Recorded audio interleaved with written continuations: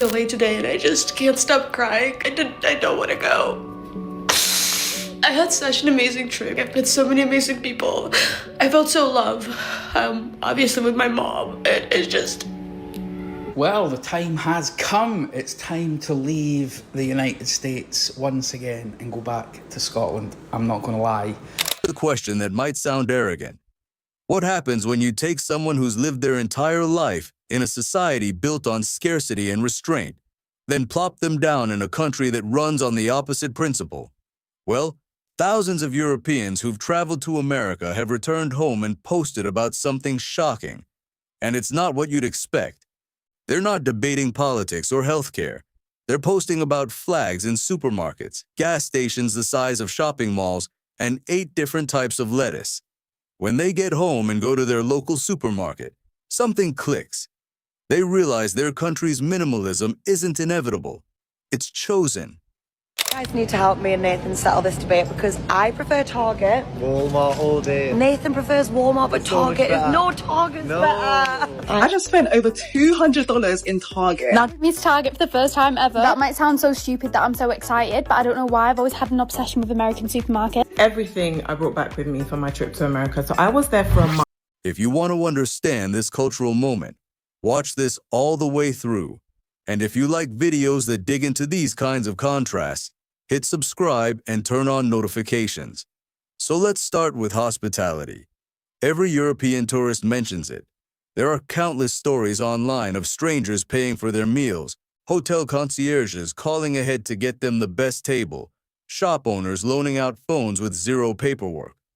A British businessman got pulled over for a traffic violation, and instead of a fine, the police officer ended up chatting about Scottish rugby for 10 minutes before letting him go. There's a garbage disposal. Oh, so go down the plot. Do we have to empty a... No, you don't have to empty anything. Look. No, just down there, Max. It is. That's the whole point. Is it Max, cold? your home's not in there, is it? What are you doing with this? I'm on that. No! It's not that Europeans are rude. It's that helpfulness isn't coded into the social fabric the same way. In America, helping a stranger is treated as a default setting, but hospitality is just the warm-up. What really shocks Europeans is the scale of everything. A Swedish tourist posted a video of himself walking into a Buc-ee's gas station in Texas with one caption, "They built a palace to gas and snacks." These aren't just gas stations. They're the size of European department stores, complete with restaurants, gift shops, and 4,000 different snack options.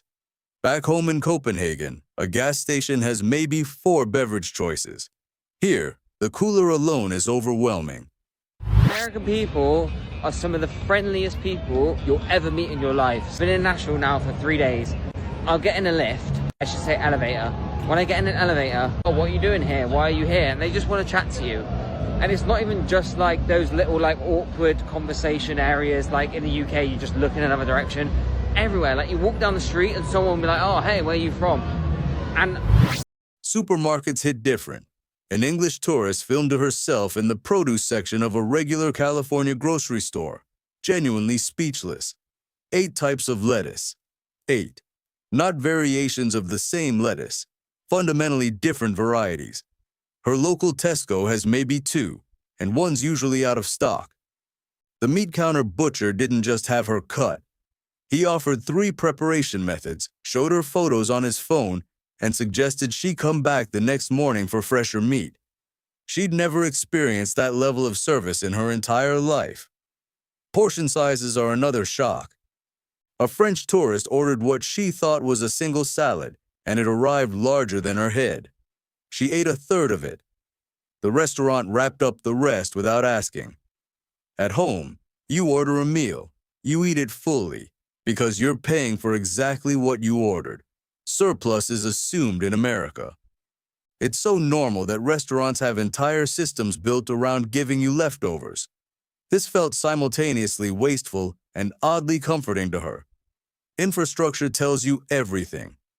An American highway isn't just bigger, it's a fundamentally different system.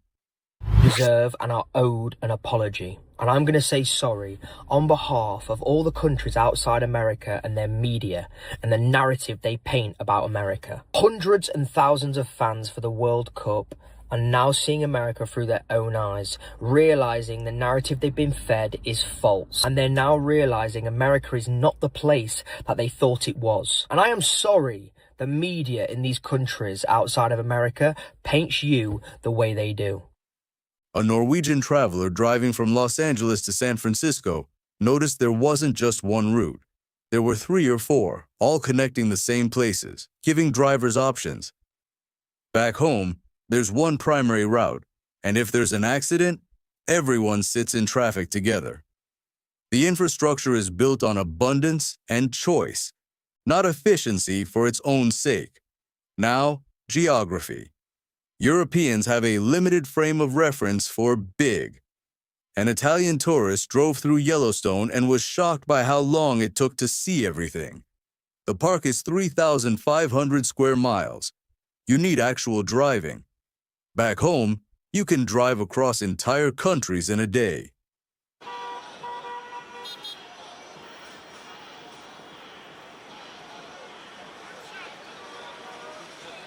A British hiker mentioned she had no cell service for several hours, genuinely in the middle of nowhere surrounded by forest. Yet she knew a Starbucks was 40 minutes away. That cognitive dissonance, true wilderness immediately adjacent to modern convenience, was something she'd never experienced. The distances are bewildering. Texas is bigger than France. A 2-hour drive in Germany means you're going to a different part of the country. In America, a 2-hour drive might just get you to the next city in the same state. California is 3 hours behind New York. An Austrian trying to coordinate a Zoom call between Los Angeles and New York realized her midday was the other person's middle of the night. Then there's the safety narrative. Americans are often defensive about crime, and America does have real problems. But the European stereotype is often wildly inaccurate. A Polish businessman visited New York expecting danger based on everything he'd read online. He found the streets safe, orderly, and heavily policed. Police officers were visible, cameras everywhere, a general sense of order. First of all, I got some water. So in my opinion, the American camp water for me just is not a vibe. No one else actually finds it an issue, but for me, I just bottled water forever. So I got another big bottle of water just in case. Then I got 2 crates of freaking Pepsi Max Cherry, yum. Here's my suitcase full of snacks. Before I show you the snacks, I got a pillow and a egg crate because... It wasn't that New York is danger-free. It's that it's organized differently. An English woman genuinely scared to visit Florida reported afterward that the town felt safer than her hometown in Manchester. More police, more visible order, more security measures. She felt watched, but also protected. This extends to crowds. A French fan at a World Cup preparation match noted that American security felt less restrictive than European sporting events. There were metal detectors, but not the intensive pat-down she'd experienced at Champions League matches. The crowds were large but orderly. The perception was that America's approach to managing crowds was more fluid than what she knew. Streets are also cleaner. A Swedish tourist noted that downtown areas actually had visible sidewalks, no trash to navigate around. Coming from Stockholm, which is already famously clean, she found American cities even cleaner. It's not universal, but the general impression is that American infrastructure is better maintained. Now the economic layer. The United States has higher wages in many sectors, but also lower social safety nets and higher healthcare costs. For tourists, though, what they experience is just the abundance side. A Czech engineer visiting Silicon Valley was shocked by salary discussions. A recruiter told him his starting salary would be X, but they'd probably move it to Y within a year, then Z in 3 years. The assumption that salary grows steadily, that there's room for advancement. This was different from his Czech employer, which offered steady work but modest progression. American house that as a Brit, I now have no idea how I would live without. These amazing taps that just do it all. Of course, this bad boy. The sheer size of my fridge freezer. Walk-in closets in every house. She's a mess, but genius. Air conditioning. A Spanish teacher visiting New York noted that middle-class American homes seemed genuinely luxurious by European standards. Air conditioning everywhere, dishwashers, multiple bathrooms. The square footage would be considered luxury back home. Then there's home ownership. A Portuguese couple in California noticed that regular people, teachers, accountants, nurses, seem to own homes, not apartments in shared buildings, but actual houses with yards. When they did the math, they realized the mortgage structure just worked differently. A teacher could own a house. Back home, home ownership was concentrated among people with serious family wealth. The difference is partly density, partly construction costs, partly policy, and partly different assumptions about what a working person should afford. All of this connects to something deeper: American patriotism and confidence. Flags are everywhere, not just government buildings or holidays. Homes, businesses, car bumpers, supermarkets. A Czech tourist noted that on an ordinary Tuesday, in an ordinary suburb, there were more flags than she'd see in a year in Prague. A German visitor said it felt like constant ambient patriotism. In Germany, this kind of flag display can actually trigger unease given history. Patriotism is expressed differently, more subtly. But what surprised her most was that the patriotism didn't come from anger or fear. It came from confidence. A French woman visiting a small Ohio town noted that the high school had genuine community spirit. Students and parents wore school colors. It wasn't cynical. It was just pride in their local institution. This exists in Europe, but it feels quieter, more internal. American patriotism insists that you can love your country, acknowledge its problems, and still be proud to live here. That's a different emotional register than most of Europe. Food culture intensifies this. American food is predicated on abundance, choice, and speed. A German tourist went to Subway and was overwhelmed by decisions. What bread, protein, vegetables, sauce. By the end, she'd customized the sandwich in ways impossible at home, where a sub comes one way, or maybe two. An Italian ordered a cappuccino and was asked 7 questions about it. Back home, a cappuccino is a cappuccino. It's defined. The portion sizes are famous for a reason. A Norwegian couldn't finish a pasta dish designed for 2 people. But the restaurant didn't judge. They assumed she'd take it home. Back home, portions are calculated precisely to what one person eats. Less waste, but less abundance. Fast food represents a different relationship to time. An English tourist noted you could get a full meal in under 5 minutes through a drive-through window. The efficiency was impressive, and unlike Europe, fast food wasn't shameful here. People used it because it was convenient and worked for their schedule. Here's the deeper revelation. All of this, hospitality, scale, abundance, patriotism, convenience, is predicated on confidence. America was built on the assumption that there's always more space, more resources, more opportunities. Europe, shaped by closer quarters and repeated conflicts over limited resources, developed differently. Why not help a stranger? Because resources are limited. Why not make things convenient? Because you need to conserve. Why not build big? Because you need restraint. Things I needed to get used to living in an American house. First things first, obviously we need a 20-liter water dispenser because this over there tastes like chlorine. This is how you open an American window. You just slide it to the side and it always comes with the Fliegengitter, so nothing can come through here. No bugs or anything, which is super convenient. This is the light switch. When Europeans return home, they go to their supermarket and suddenly see their country's choices clearly. A British tourist stood in her local Tesco looking at the limited lettuce selection. and something shifted. She realized that if British supermarkets wanted 8 types of lettuce, they could have it. The supply chains exist. The soil is fertile. The reason they don't isn't because it's impossible.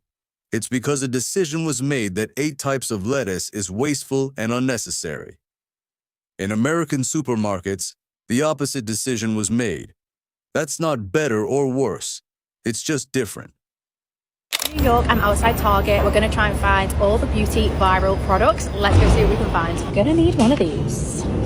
We've got the Lemmy gummies. I can only see the Lemmy Sleep, which I do want to get. I'm hoping there is a bigger Lemmy section because I do want to get some other ones, but I definitely want some Sleep. We'll get one of them. Right, they've got the whole Lemmy section here. I wanted these ones. I think these are the Lemmy De-Bloat. I'll stick with Lemmy Sleep for now, and then hopefully... A German visitor noted that going back to German minimalism felt almost punitive after experiencing American abundance. A gas station is a place you get gas, maybe with a small shop. In America, it's a destination. She spent mental energy wondering why European gas stations couldn't work this way, and eventually realized they're designed by people who think more is failure rather than achievement. Minimalism has real virtues. Restraint is admirable, but it's a choice. This is the turning point. Travelers leave skeptical of American excess, then go home and realize their own culture's restraint is also chosen, and not everyone would make that choice. A French tourist who'd been dismissive of American culture before his trip noted afterward that he owed America an apology. Not because it's perfect, it obviously isn't, but because he'd misunderstood what he was seeing. He'd interpreted abundance as waste, scale as inefficiency, patriotism as nationalism. When he experienced these things, he realized they enabled genuine hospitality, opportunities for advancement, freedom to move and grow. The value system underneath is just different, not worse. What's happening now, with travelers going viral online, is productive confusion. People are seeing their own countries clearly for the first time, not because America showed them how to live, but because America showed them there are other ways to organize a society. Do you want less stuff and more restraint, or more stuff and accept the consequences? Do you want strong safety nets and lower wages, or higher earning potential and more risk? These aren't rhetorical questions. They're different value systems, and reasonable people can prefer either. But here's what seems to be getting to Europeans most. America appears to have solved some problems that Europe hasn't. Homeownership seems possible for regular people. Entrepreneurship seems realistic. Hospitality towards strangers is baseline. Scale and infrastructure are generous. Yes, there are real downsides. Healthcare costs, inequality, incarceration rates. But those downsides aren't the inverse of every advantage. Theoretically, Europe could have abundant supermarkets and good healthcare. A Polish traveler summed it up perfectly. I left America thinking it was obsessed with the wrong things. I came home and realized I'd been living in a country so afraid of excess that it settles for scarcity instead. I'm not sure which choice is better, but Europe's choice isn't the only reasonable one. So here's my question for you. If you had to choose, would you rather live in a culture of abundance with bigger problems or a culture of scarcity with smaller problems? Would you trade higher wages and more choices for stronger safety nets and less visible inequality? If you found this genuinely interesting, like this video, share it with someone who'd want to think about these questions, and subscribe and turn on notifications so you don't miss the next video in this series. Finally, this video synthesizes traveler accounts, social media posts, and reaction videos from Europeans visiting America. It's meant as exploration of real cultural differences and how people perceive them, not a definitive statement about either country. The anecdotes are based on real experiences shared online, but synthesized and analyzed, not quoted directly. Different travelers have different takeaways. Some Europeans dislike America. Some Americans prefer Europe. individual experiences are always more complex than broader patterns. But patterns exist, and they're worth understanding because they help us see how people form opinions about the world and how those opinions change when people experience something firsthand rather than filtering it through media and stereotype. Neither country is better. They're built on different assumptions, and sometimes seeing a different way of doing things is exactly what we need to understand our own choices.